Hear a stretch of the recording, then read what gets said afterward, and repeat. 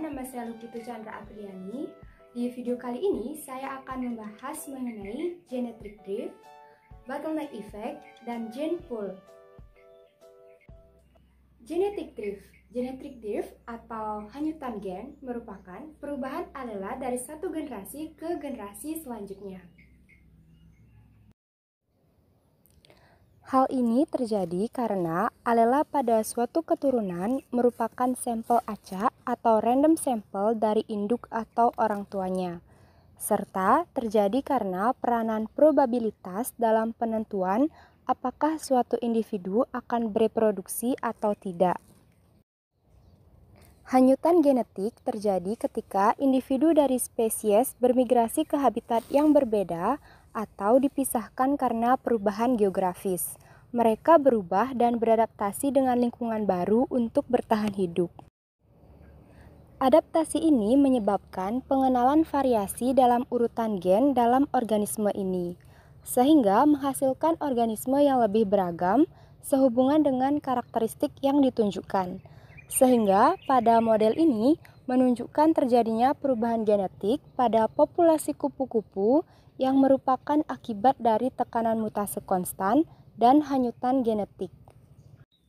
Dan yang selanjutnya yaitu bottleneck effect. Bottleneck effect atau leher botol populasi merupakan suatu kejadian evolusi di mana keadaan presentase jumlah individu dalam suatu populasi atau spesies yang mati atau tidak dapat berkembang biak.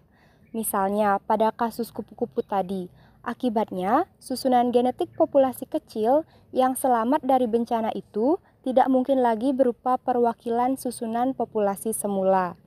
Sehingga secara kebetulan alel-alel tertentu akan berjumlah lebih banyak, sebagian alel akan berjumlah lebih sedikit dan beberapa alel mungkin akan hilang sama sekali. Kondisi seperti itulah yang dikenal dengan efek leher botol atau bottleneck effect.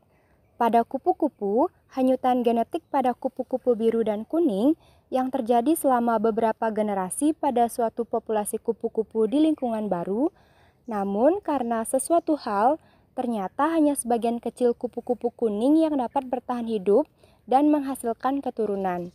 Sehingga pada generasi berikutnya, variasi genetik sudah menurun dan cenderung stabil pada alel kupu-kupu biru.